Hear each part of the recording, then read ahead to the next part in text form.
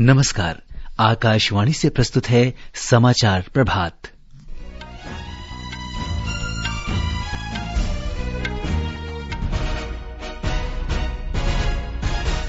प्रधानमंत्री नरेंद्र मोदी आज Pune metro rail परियोजना के 12 किलोमीटर लंबे खंड का उद्घाटन करेंगे। मणिपुर में विधानसभा चुनाव की दूसरे और अंतिम चरण में 84% से अधिक मतदान हुआ। उत्तर प्रदेश में कल विधानसभा चुनाव के 7वें और अंतिम चरण का मतदान होगा। ऑपरेशन गंगा के अंतर्गत आज यूक्रेन से 2500 भारतीयों को 13 उड़ानों से स्वदेश लाया जाएगा। इजरायल के प्रधानमंत्री निफ्ताली बेनेट ने मॉस्को में रूस के राष्ट्रपति पुतिन से मुलाकात की और मध्यस्थता की पेशकश की। यूक्रेन मुद्दे को लेकर वीजा और मास्टरकार्ड ने रूस में प्रचालन स्थगित किया। भारतीय नौसेना ने ब्रह्मोस सुपरसोनिक क्रूज मिसाइल का युद्धपोत आईएनएस चेन्नई से सफल परीक्षण किया। डेविस कप टेनिस विश्व ग्रुप ए के प्लेऑफ मुकाबले में भारत ने डेनमार्क को 4-0 से हराया और महिला क्रिकेट विश्व कप में न्यूजीलैंड में भारत और पाकिस्तान के बीच मैच जारी।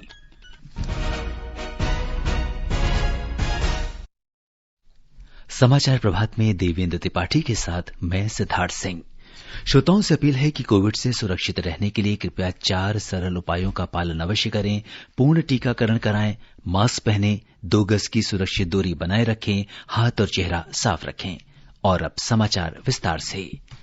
प्रधानमंत्री नरेंद्र मोदी आज पुणे में मेट्रो रेल परियोजना का उद्घाटन करेंगे। वे विभिन्न विकास परियोजनाओं का भी शुभारंभ करेंगे और आधारशिला रखेंगे। एक रिपोर्ट। सुबह लगभग 11 बजे के आसपास प्रधानमंत्री पुणे नगर निगम परिसर में स्थापित छत्रपति शिवाजी महाराज की प्रतिमा का अनावरण करेंगे। 9.5 फुट ऊंची ये प्रतिमा 1850 किलोग्राम धातु से निर्मित है। सुबह 11:30 बजे के आसपास श्री मोदी पुणे मेट्रो रेल परियोजना का उद्घाटन करेंगे। इसका उद्देश्य पुणे में शहरी आबादी को विश्व स्तरीय आधारभूत ढांचा सुविधाएं उपलब्ध कराना है। इस परियोजना की आधारशिला 24 दिसंबर 2016 को प्रधानमंत्री मोदी ने ही रखी थी। श्री मोदी लगभग 32 किलोमीटर लंबी मेट्रो रेल परियोजना के 12 किलोमीटर खंड का उद्घाटन करेंगे। पूरी परियोजना पर 11,400 करोड़ रुपए से अधिक की लागत आएगी। वे गरवारे मेट्रो स्टेशन पर एक प्रदर्शनी का भी उद्घाटन और निरीक्षण करेंगे तथा वहां से मेट्रो से आनंद नगर मेट्रो स्टेशन तक का सफर करेंगे। दिन के लगभग 12 बजे प्रधानमंत्री कई विकास परियोजनाओं की आधारशिला रखेंगे और शुभारंभ करेंगे। इसके बाद वे मुला मुथा नदी के पुनरुद्धार और प्रदूषण कम करने से संबंधित परियोजना की भी आधारशिला रखेंगे। नदी के लगभग 9 किलोमीटर खंड का पुनरुद्धार किया जाएगा। इस पर 1080 करोड़ रुपए से अधिक की लागत आएगी। प्रदूषण रोकथाम से संबंधित परियोजना एक शहर एक संचालक की अवधारणा पर 1470 करोड़ रुपए की लागत से लागू होगी। इसके अंतर्गत 11 अव जल उपचार संयंत्र लगाए जाएंगे, जिनकी संयुक्त क्षमता प्रतिदिन 40 करोड़ लीटर पानी उपचारित करने की होगी। वे बानेर में 100 ई बसें और ई बस डिपो का भी उद्घाटन करेंगे। श्री मोदी पुणे के बालेवाड़ी में आरके लक्ष्मण कला दीर्घा संग्रहालय का भी उद्घाटन करेंगे। इस संग्रहालय का मुख्य आकर्षण मालगुडी गांव पर आधारित लघु मॉडल है, जिसे दृश्य श्रव्य प्रभाव से जीवंत किया गया है। आरके लक्ष्मण के कार्टून संग्रहालय में प्रदर्शित किए जाएगा, जिसके बाद दिन के लगभग 1:45 बजे प्रधानमंत्री सिम्बियोसिस विश्वविद्यालय के स्वर्ण जयंती समारोह का शुभारंभ करेंगे। अनुपम मिश्र की रिपोर्ट के साथ समाचार कक्ष से अलका सिंह। मणिपुर में कल विधानसभा चुनाव के दूसरे और अंतिम चरण के मतदान में 84% से अधिक वोट डाले गए। इस चरण में 10 जिलों के 22 विधानसभा निर्वाचन क्षेत्रों में मतदान हुआ। ये जिले हैं थाउबल, कोकचिन, तमेंगलोंग, नौने, जिरीबाम, चंदेल, तेंगना, उपाल, उखरूल, कामजोंग और सेनापति। मणिपुर के साथ उत्तर प्रदेश, पंजाब, उत्तराखंड और गोवा समेत सभी राज्यों में मतगणना 10 मार्च को होगी। उत्तर प्रदेश में कल विधानसभा चुनाव के 7वें और अंतिम चरण का मतदान होगा। इस चरण में 9 जिलों के 54 निर्वाचन क्षेत्रों में वोट डाले जाएंगे। कुल 613 उम्मीदवार चुनाव मैदान में हैं। अंतिम चरण का चुनाव प्रचार कल शाम समाप्त हो गया। वरिष्ठ भाजपा नेता और प्रधानमंत्री नरेंद्र मोदी ने कल वाराणसी में प्रबुद्ध वर्ग के साथ बैठक की। उन्होंने वाराणसी के खजूरी इलाके में जनसभा को संबोधित भी किया। समाजवादी पार्टी प्रमुख अखिलेश यादव और कांग्रेस महासचिव प्रियंका गांधी ने भी वाराणसी में चुनाव प्रचार किया। ब्यौरा हमारे संवाददाता से। जिन 9 जिलों में कल वोट डाले जाएंगे वो हैं गाजीपुर, आजमगढ़, मऊ, चंदौली, वाराणसी, भदोही, जौनपुर, मिर्जापुर और सोनभद्र। ये प्रदेश के पूर्वांचल के इलाके के जिले हैं जहां पिछड़ापन एक बड़ी समस्या है। एक बड़ा तबका यहां बुनकर व्यवसाय से जुड़ा है, जिसके विकास के लिए सरकार ने हाल के दिनों में काफी प्रयास किए हैं। इसके साथ ही इस इलाके के कृषि उत्पादों को भी बढ़ावा दिया गया है। राजनीतिक नजरिए से देखें तो इस इलाके में सभी पार्टियों ने अपनी मौजूदगी दर्ज कराई है। एक ओर जहां सबकी निगाहें वाराणसी पर हैं, क्योंकि प्रधानमंत्री नरेंद्र मोदी का वो संसदीय क्षेत्र है और पिछली बार भाजपा ने वहां सभी सीटें जीती थीं। वहीं दूसरी ओर आजमगढ़ जैसे जिले भी हैं जिन्हें समाजवादी पार्टी का गढ़ माना जाता है। इस चरण में राज्य सरकार के कई मंत्रियों की प्रतिष्ठा दांव पर है, जिनमें नीलकंठ तिवारी, अनिल राजभर, रविंद्र जायसवाल और संगीता बलवंत बिंद शामिल है। वहीं दूसरी तरफ विपक्ष के कई दिग्गज नेता भी मैदान में हैं, जिनमें शादाब फातिमा, ओम प्रकाश राजभर और दारा सिंह चौहान शामिल हैं। सुशील चंद्र तिवारी, आकाशवाणी समाचार, वाराणसी। असम में माजुली विधानसभा सीट पर भी उपचुनाव के लिए कल वोट डाले जाएंगे। राज्यसभा के लिए चुने जाने के बाद इस सीट से केंद्रीय मंत्री सर्बानंद सोनोवाल के इस्तीफे के बाद ये उपचुनाव कराया जा रहा है। भारतीय जनता पार्टी के वरिष्ठ नेता और केंद्रीय गृह मंत्री अमित शाह ने विश्वास व्यक्त किया है कि पार्टी उत्तर प्रदेश, उत्तराखंड, गोवा और मणिपुर में अच्छे बहुमत के साथ फिर सत्ता में आएगी। कल नई दिल्ली में पार्टी अध्यक्ष जेपी नड्डा के साथ संयुक्त संवाददाता सम्मेलन में उन्होंने कहा कि भाजपा पंजाब में भी अच्छा प्रदर्शन करेगी, क्योंकि उसने अपने सहयोगियों के साथ मिलकर चुनाव लड़ा है। श्री शाह ने कहा कि इन 5 राज्यों में प्रधानमंत्री नरेंद्र मोदी की लोकप्रियता देश के किसी भी अन्य प्रधानमंत्री की तुलना में अधिक है और भाजपा को इन 5 राज्यों के चुनाव में इसका सीधा लाभ मिल रहा है। घर भी दे दिया, गैस भी दे दिया, टॉयलेट भी दे दिया, शुद्ध पीने का पानी भी आता है, गाड़ी भी है और चूल्हा चलाने के लिए मोदी ने अनाज भी भेजा है। जब ये सुनते थे तो सार्वजनिक जीवन के कार्यकर्ता के नाते खूब संतोष और आनंद का अनुभव होता था। इसके कारण स्वाभाविक रूप से ये 5 राज्यों में आजाद भारत के बाद किसी भी प्रधानमंत्री की लोकप्रियता से ऊपर चरम सीमा पर दिखाई पड़ी और इसका सीधा फायदा भारतीय जनता पार्टी को होता हुआ इस चुनाव में दिखाई पड़ा है। और मैं इसलिए विश्वास के साथ कह रहा हूं कि हम 4 राज्यों में फिर से सरकार बनाने जा रहे हैं। श्री अमित शाह ने कहा कि प्रधानमंत्री ने जातिवाद, वंशवाद और तुष्टीकरण की राजनीति के स्थान पर काम करके दिखाने में विश्वास व्यक्त किया, जो देश के लोकतांत्रिक भविष्य के लिए शुभ है। भाजपा अध्यक्ष जेपी नड्डा ने भी विश्वास व्यक्त किया कि पार्टी उत्तर प्रदेश, उत्तराखंड, गोवा और मणिपुर में अच्छे बहुमत के साथ फिर सरकार बनाएगी। उन्होंने कहा कि नरेंद्र मोदी सरकार के विकास और कल्याणकारी कार्यों को लेकर चुनाव वाले सभी राज्यों में मतदाताओं का रुख बहुत सकारात्मक रहा। प्रधानमंत्री नरेंद्र मोदी ने कल रात यूक्रेन के मुद्दे पर उच्च स्तरीय बैठक की। बैठक में केंद्रीय मंत्री डॉक्टर एस जयशंकर और पीयूष गोयल के अलावा राष्ट्रीय सुरक्षा सलाहकार अजीत डोभाल, विदेश सचिव हर्षवर्धन श्रृंगला और अन्य वरिष्ठ अधिकारी शामिल थे। प्रधानमंत्री मोदी यूक्रेन संघर्ष शुरू होने के बाद से ही इस मुद्दे पर लगातार उच्च स्तरीय बैठकें कर रहे हैं। बैठकों के दौरान श्री मोदी यूक्रेन में फंसे भारतीयों को वापस लाने के लिए ऑपरेशन गंगा के तहत जारी प्रयासों की भी समीक्षा करते हैं। विदेश मंत्री एस जयशंकर ने कहा है कि ऑपरेशन गंगा के तहत अन्य 13 उड़ानों से आज यूक्रेन में फंसे 2500 भारतीय स्वदेश लाए जाएंगे। ऑपरेशन गंगा के तहत अब तक यूक्रेन के आसपास के देशों से 13,000 से अधिक भारतीय वापस लौटे हैं। विदेश मंत्रालय के प्रवक्ता अरिंदम बागची ने कल नई दिल्ली में संवाददाताओं को बताया कि पिछले 24 घंटों में लगभग 2,900 भारतीयों को लेकर 15 उड़ानें भारत पहुंची। उन्होंने कहा कि खार्किव से लगभग सभी भारतीय बाहर निकल चुके हैं। उन्होंने कहा कि अब यूक्रेन के सूमी पर ध्यान केंद्रित किया जा रहा है।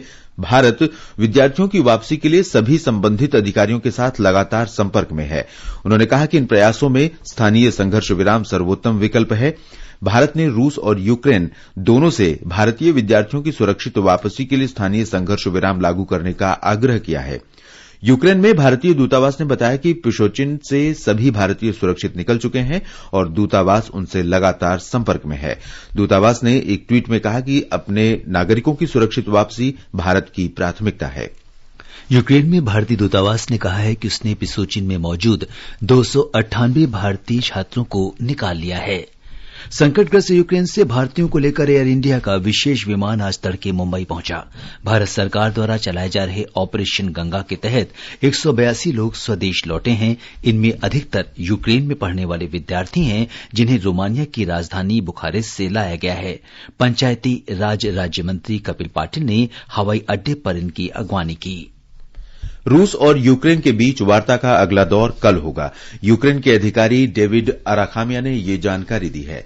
वे राष्ट्रपति वोलोदिमीर जेलेंस्की की party servant of the people के संसदीय समूह के प्रमुख और वार्ता के लिए निर्धारित प्रतिनिधिमंडल के सदस्य हैं।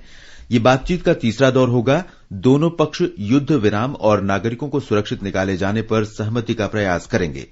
रूस के विदेश मंत्री सर्गेई लावरोव ने कहा है कि रूस इसके अलावा अन्य मुद्दों पर भी चर्चा के लिए तीसरे दौर की बातचीत पर तैयार है। इजरायल के प्रधानमंत्री नफ्ताली बेनेट ने यूक्रेन संकट पर विचार विमर्श के लिए कल मॉस्को में रूस के राष्ट्रपति व्लादिमीर पुतिन से मुलाकात की। इजरायली प्रधानमंत्री कार्यालय ने क्रेमलिन में हुई बैठक की पुष्टि की है। कुछ दिन पहले ही श्री बेनेट ने रूस और यूक्रेन दोनों के नेताओं से फोन पर बातचीत की थी।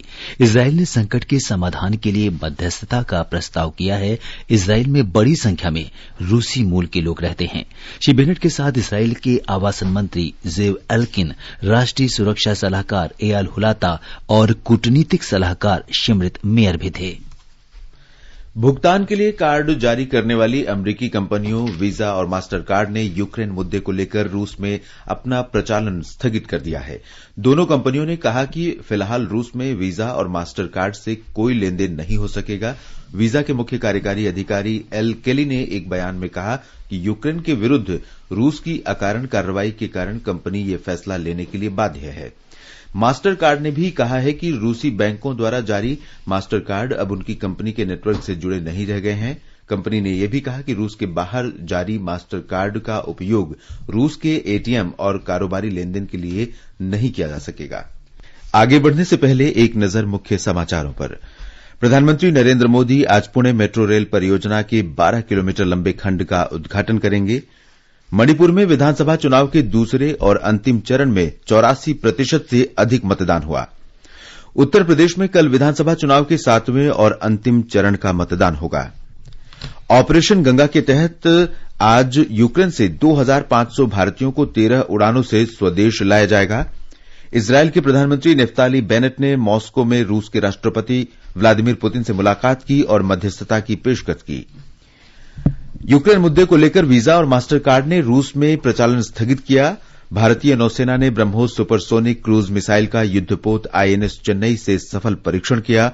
डेविस कप टेनिस विश्व ग्रुप 1 के प्ले ऑफ मुकाबले में भारत ने डेनमार्क को 4-0 से हराया और महिला क्रिकेट विश्व कप में न्यूजीलैंड के माउंट माउंगानुई में भारत और पाकिस्तान के बीच मैच जारी। भारतीय नौसेना ने कल सुपरसोनिक क्रूज मिसाइल ब्रह्मोस का अपने युद्धपोत आईएनएस चेन्नई से सफल परीक्षण किया। ब्रह्मोस मिसाइल और आईएनएस चेन्नई दोनों का निर्माण स्वदेश में ही हुआ है और ये दोनों अत्याधुनिक तकनीक क्षेत्र में भारत के कौशल के प्रतीक हैं।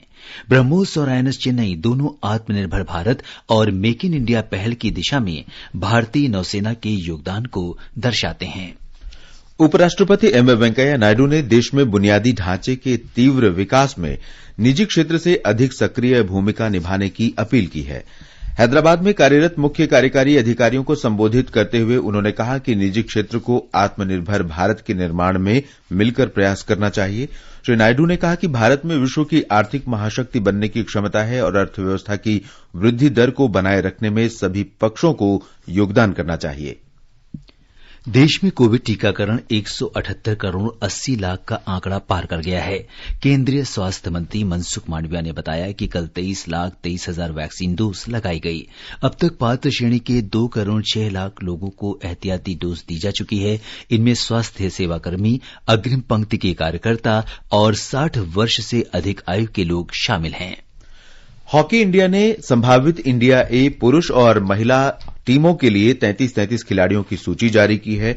पुरुष हॉकी टीम के कप्तान सरदार सिंह को इंडिया ए पुरुष टीम का और पूर्व हॉकी खिलाड़ी दीपक ठाकुर को इंडिया ए महिला टीम को कोच नामित किया गया है।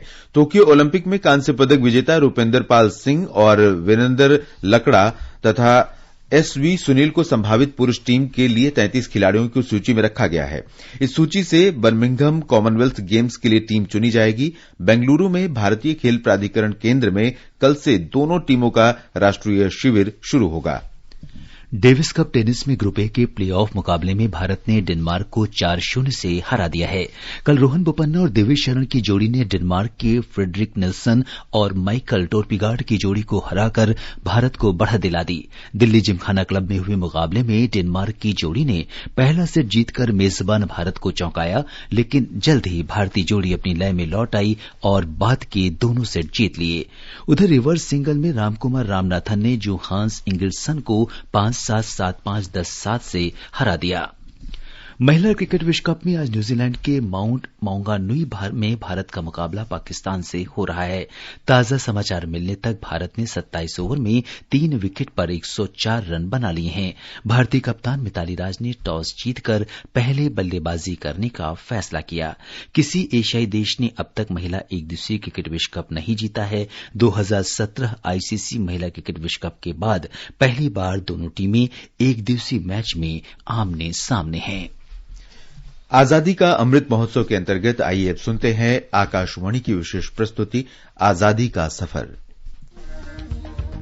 आजादी का अमृत महोत्सव।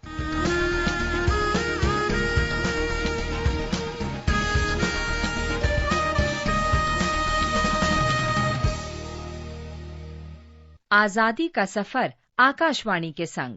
भारत का शानदार स्वाधीनता संघर्ष आधुनिक विश्व के महानतम संघर्षों में से एक है। आकाशवाणी से हम आपके लिए रोजाना ला रहे हैं इस शानदार संघर्ष की झलक।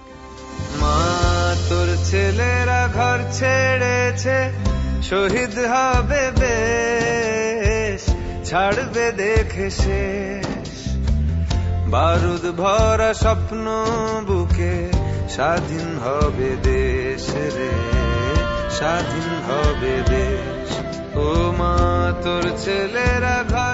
आज की कड़ी में हम क्रांतिकारी स्वतंत्रता सेनानी अंबिका चक्रवर्ती को याद करते हैं, जिनकी मृत्यु 6 मार्च 1962 को हुई थी। वह इंडियन रिपब्लिकन आर्मी के सदस्य थे, जिसका नेतृत्व मास्टर दा सूर्यसेन ने किया था।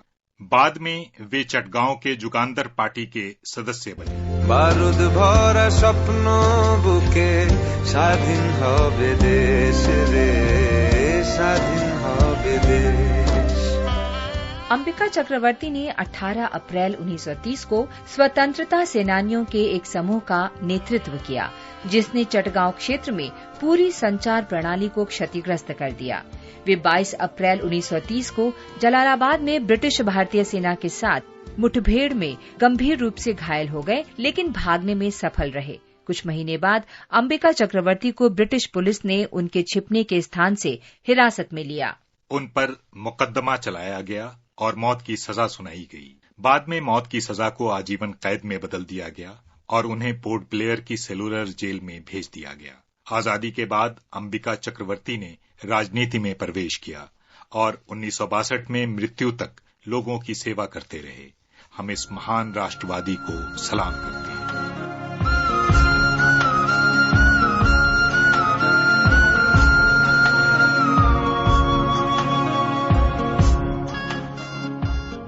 हम स्वतंत्रता सेनानी मोटूरी सत्यनारायण को भी याद करते हैं, जिनकी मृत्यु 6 मार्च 1995 को हुई थी।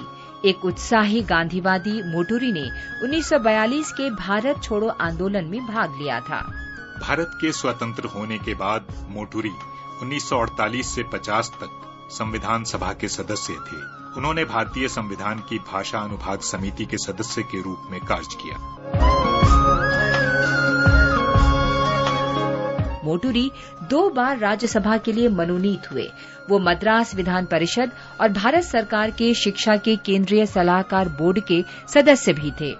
मोटूरी ने 1936 से 1961 तक दक्षिण भारत में हिंदी भाषा को बढ़ावा देने के लिए सक्रिय रूप से काम किया। दक्षिण भारत हिंदी प्रचार सभा में शामिल हुए और कुछ समय के बाद संगठन के सचिव और फिर प्रधान सचिव बने। वो हिंदी प्रचारक, हिंदी प्रचार समाचार और दक्षिण भारत के संपादक थे। उन्होंने मद्रास की दक्षिण भारत हिंदी प्रचार सभा सहित समूचे भारत में कई संस्थानों का गठन किया। वे मद्रास और हैदराबाद की तेलुगु भाषा समिति के संस्थापक सचिव भी रहे। मोटूरी को 1954 में पद्मश्री और 1962 में पद्म भूषण से सम्मानित किया गया था। आंध्र विश्वविद्यालय ने उन्हें 1977 में कला प्रपूर्ण पुरस्कार से सम्मानित किया। इस महान भारतीय को हमारा नमन।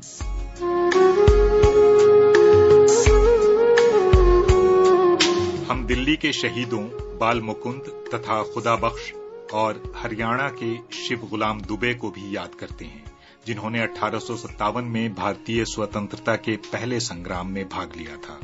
उन्हें 6 मार्च 1858 को फांसी पर लटका दिया गया था। हम धरती के इन महान सपूतों को सलाम करते हैं। आज बस इतना ही। आजादी का सफर आकाशवाणी के संग। कल फिर मिलेंगे नई कड़ी के साथ।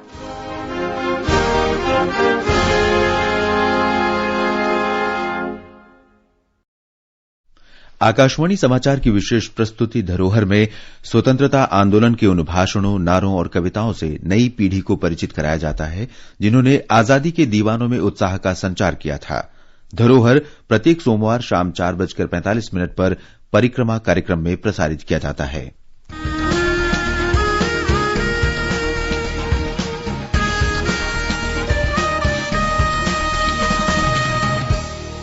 आजादी के आंदोलन के खजाने में ऐसे ढेरों शब्द जिन्होंने बदल दिए इतिहास। तारीख बदलने वाले लफ्जों पर आकाशवाणी समाचार प्रसारित कर रहा है विशेष कार्यक्रम धरोहर हर सोमवार।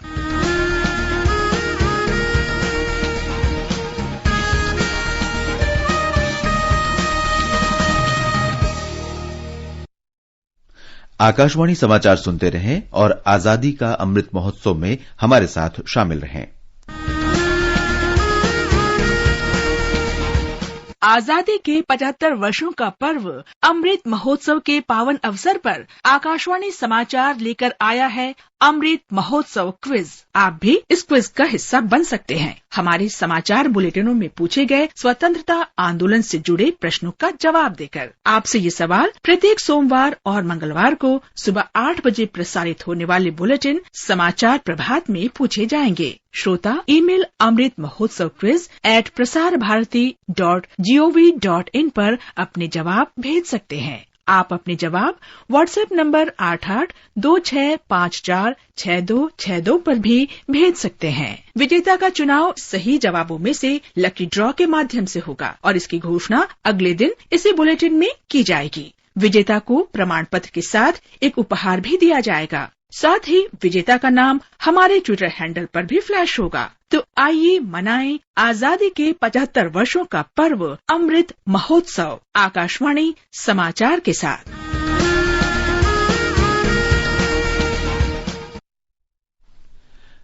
और अब एक नजर आज के मौसम पर।